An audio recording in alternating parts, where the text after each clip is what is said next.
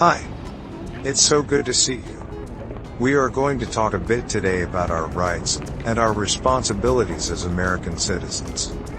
We will also talk about the rights and responsibilities that all people in America have, both citizens and non-citizens alike. As you prepare to become a citizen, we will go over some more details of the process, and we will go over the oath of allegiance to help you better understand it. Once you become a citizen, you will have some new important ways that you can participate in our democracy. We have a lot to cover, so let's get started with our lesson.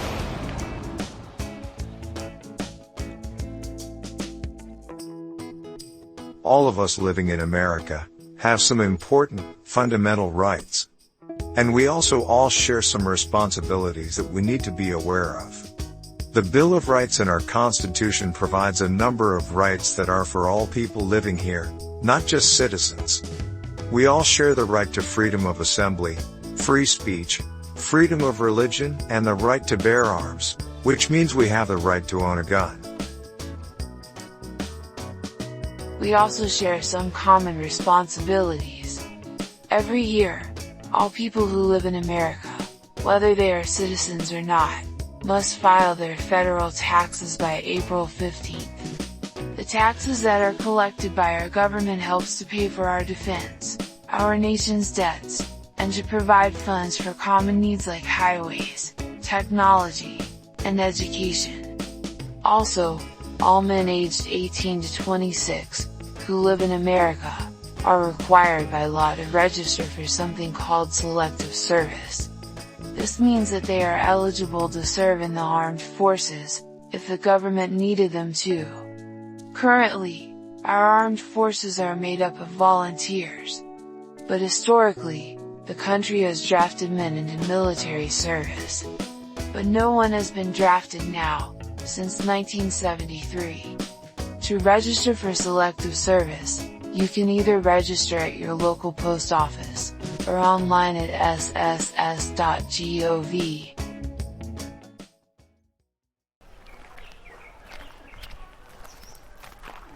There are many different reasons that people decide to become US citizens. This decision to change your citizenship is a significant personal decision. To become a US citizen, you will need to complete the process of naturalization. First, you must be a legal permanent resident of the United States for a certain number of years, before you can apply. You also must understand, and agree with the Constitution, which is the supreme law of the land. You must be a person of good moral character, which means you are someone who follows the law, and doesn't have problems with drugs or alcohol. You will be required to complete an eligibility interview with a USCIS officer. At this interview, the officer will make sure that you have completed all of the necessary requirements for citizenship, and will also have you take an English test, and will have you take a civics test. For the civics test, you will be asked 10 questions from the list of 100 possible questions, and you must get at least 6 correct answers in order to pass the test. After you complete your interview, and pass both the English and civics test, you will receive an appointment to attend a naturalization ceremony, where you will take the oath of allegiance. This means you will be asked to promise loyalty to the United States. In the oath, you will be promising that you will give up any loyalty to other countries. You will promise to support and defend the Constitution and the laws of the United States. You will also agree to obey the laws of the United States. You agree that you will be willing to serve in the military, if needed. And you agree serve or do important work for the country, if it is needed. All of these promises are included in the oath. The oath uses a number of terms and words that may be unfamiliar to you. So, next, we will go over the oath in detail to help you better understand what you are promising to do, as a new citizen of the United States. When you attend your naturalization ceremony, you will need to say the oath of allegiance to complete the process of becoming a citizen. The oath is meant to say that you promise you will be a loyal citizen of the United States. The oath contains some legal language that is uncommon to most of us, so you may not understand it. So, I will be breaking the oath up into 6 sections that we will go over together, explaining what each section means in more detail. The first section of the oath begins with, I hereby declare, on oath, that I absolutely and entirely renounce and abjure all allegiance and fidelity. Let's look at that, one piece at a time. I hereby declare. This means I am now saying out loud, and publicly. On oath means as a vow or promise. That I absolutely and entirely renounce and abjure. This means, I completely give up and reject all allegiance and fidelity, means all loyalty and faithfulness to any foreign prince, potentate, state, or sovereignty. This means to any other country, leader, group, or other authority, of whom or which I have heretofore been a subject or citizen. This means which I was loyal to or a citizen of before today. Altogether, Section 1 says, I am now saying out loud, and publicly, that I vow and promise that I completely give up and reject loyalty or faithfulness to any other country, leader, group, or other authority that I was loyal to, or a citizen of, before today. That first section of the oath can be hard to understand because of some of the words that were used, so I hope you feel like that explanation helped. I think the second section is a little easier. It says, that I will support and defend the Constitution and laws of the United States of America against all enemies, foreign and domestic. This statement means that you promise to be a citizen who supports and follows our Constitution and the laws of the United States. And that you will defend, meaning protect from any harm, the United States from anyone who would be against our laws or Constitution. The term foreign or domestic means you will protect America's laws against attacks both from people outside our country and inside our country. The third section says that, I will bear true faith and allegiance to the same. To bear true faith and allegiance means to be truly loyal and faithful. The phrase, the same, is referring to the Constitution and laws of the United States. So, in this section of the oath, you are promising that you will faithfully follow our laws and the Constitution, and be loyal to the United States. The next 2 sections are the parts where you promise that you will serve our country, if it becomes necessary. In Section 4, you agree to be willing to serve in the military, when you say, I will bear arms on behalf of the United States when required by the law. To bear arms means to carry a gun or other type of weapon. As we noted earlier, this requirement happened several times in the 1900s, but no one has been drafted into military service since 1973. Nonetheless, you are promising that if it became necessary, you would be willing to serve in this way.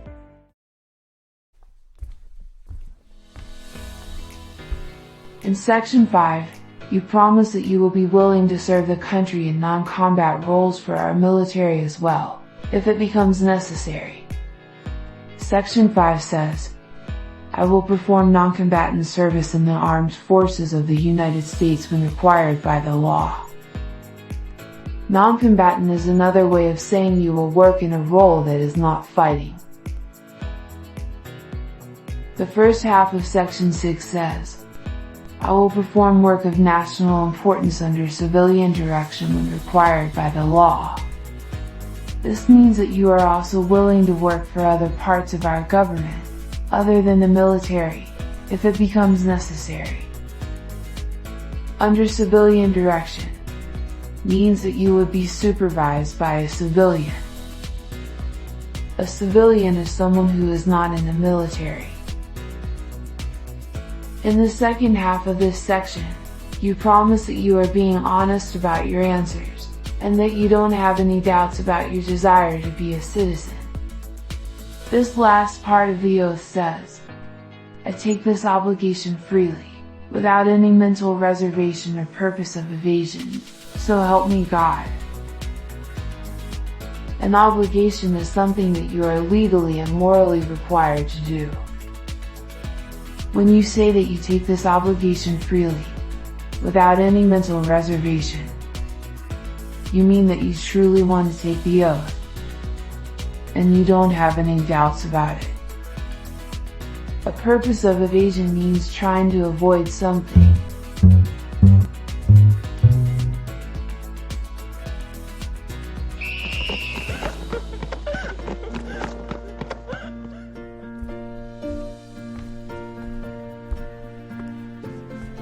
Hopefully, our explanation has helped you better understand what you are promising when you take the oath of allegiance. Now that we have gone over all of the different sections, to explain what each section means, we will now recite the full oath of allegiance, like you will at your naturalization ceremony. I hereby declare, on oath, that I absolutely and entirely renounce and abjure all allegiance and fidelity to any foreign prince, potentate, state, or sovereignty of whom or which I have heretofore been a subject or citizen. That I will support and defend the Constitution and laws of the United States of America against all enemies, foreign and domestic. That I will bear true faith and allegiance to the same. That I will bear arms on behalf of the United States when required by the law. That I will perform non-combatant service in the armed forces of the United States when required by the law. That I will perform work of national importance under civilian direction when required by the law, and that I take this obligation freely, without any mental reservation or purpose of evasion. So help me God. After taking the oath at your naturalization ceremony, you will be an American citizen. And as a brand new citizen, you will have some new rights, and also responsibilities. Next, we'll take a look at some of those rights and responsibilities, and then we will talk some more about how you can participate in our democracy.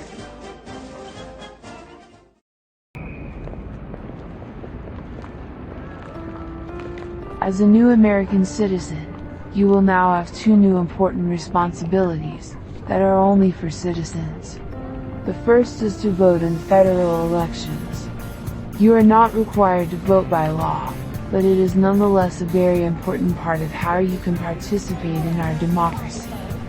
In our representative democracy, you vote for leaders and representatives who share your values and ideas, and who will represent the people well.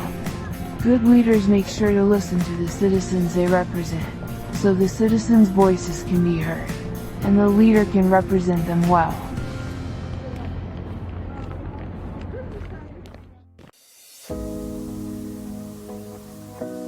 The second responsibility you will have as a new citizen is to serve on a jury. A jury is a group of citizens who are in a courtroom listening to a trial.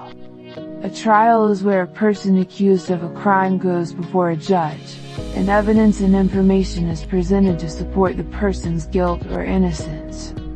The jury is responsible for determining if the person is guilty or not guilty of the crime they have been accused of. As a citizen, when you receive a letter saying that you have been selected to serve on a jury, you must go. You are required by law to be there.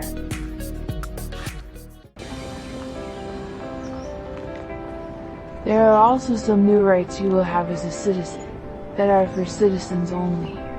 The first is voting, which we already said was a responsibility for you as a citizen. Voting is both a right and a responsibility. The other right you will have, as a citizen, is to run for federal office. This means that you try to get elected to be a representative. Many naturalized citizens have been elected senators and representatives in the United States. Once you have been a citizen for at least 7 years, you are eligible to run for office in the House of Representatives. If you've been a citizen for 9 years, or longer, you can run for office in the US Senate. Naturalized citizens are never eligible to run for president, as our laws require that the President of the United States be a natural-born citizen.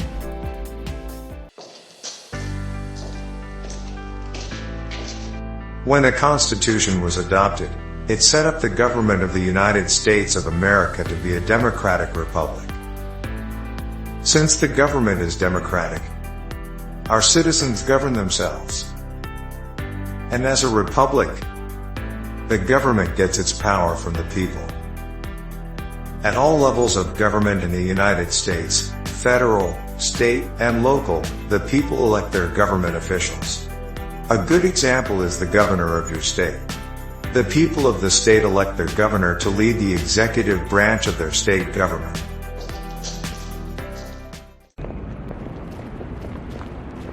Elected officials are the voice of the people they represent in the government.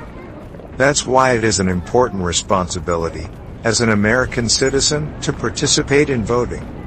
Remember, voting is available to all citizens, 18 years old or older. On Election Day, not only do you vote for representatives, in most elections there are also issues that the citizens decide for their state or local government. Some examples of issues are issues where the citizens decide whether to provide more funding for education, for the improvement of roads, or the improvement of public transportation systems.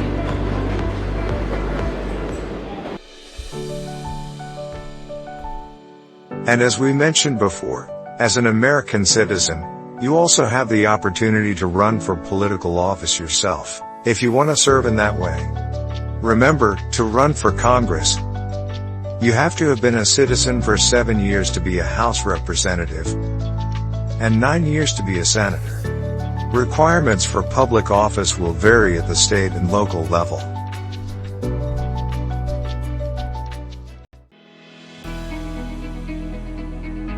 Election Day is definitely an important day to make your voice heard, by voting.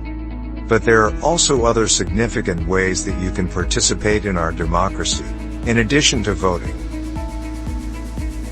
First, you can contact your elected representatives, whether they are a representative you voted for, or not.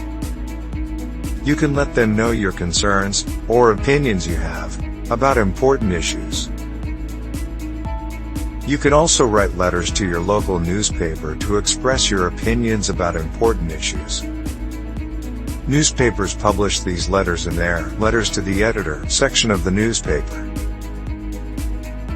Another way to participate in our democracy is to join a political party, or you can participate in a community group. Community groups gather together to talk about issues important in their neighborhoods, and work with their representatives to get them to take action on issues.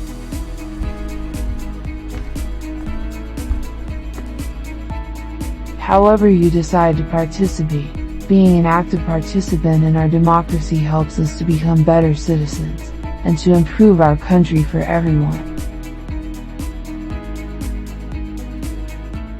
Alright, now that we have finished going over the material in this lesson, let's begin a review of civics test questions from the Rights and Responsibilities lesson. The first civics test question from this unit is to answer, who is the governor of your state now? That information will vary, depending on what state you live in. If you are using our app, you can enter your home street address in the app, and it will automatically look up your governor, your state's capital city, your representative in Congress, and both of your senators. When using the flashcards in the app, you will be able to review all of the information that is specific to where you live. The next question is, what is one responsibility that is only for United States citizens? Serve on a jury. Vote in a federal election.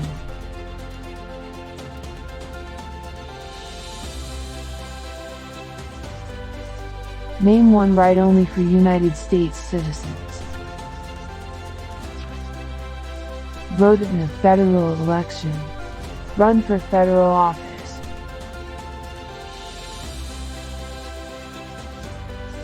What are two rights of everyone living in the United States?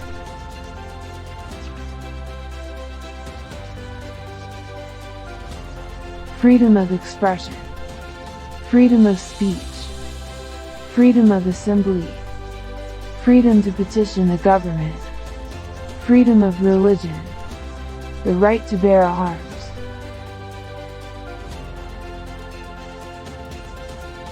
What is one promise you make when you become a United States citizen?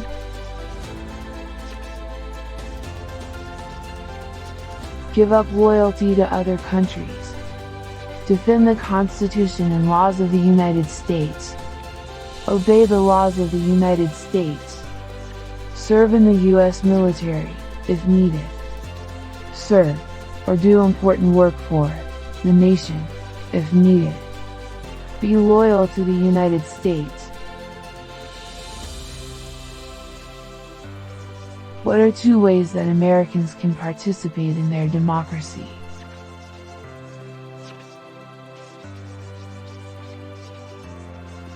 Vote. Join a political party. Help with a campaign. Join a civic group. Join a community group. Run for office. Give an elected official your opinion on an issue. Call senators and representatives. Publicly support or oppose an issue or policy. Write to a newspaper.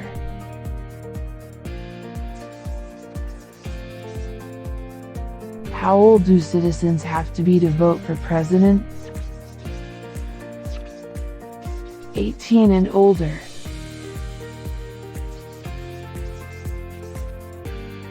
When is the last day you can send in federal income tax forms?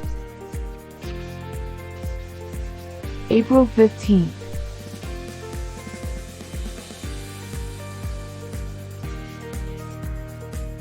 When must all men register for the Selective Service? At age 18, between 18 and 26. That's all of the civics test questions for this unit. Remember, you can always review the civics test questions by using the flashcards in the app. Thanks for taking part in today's lesson. We hope to see you for a future lesson.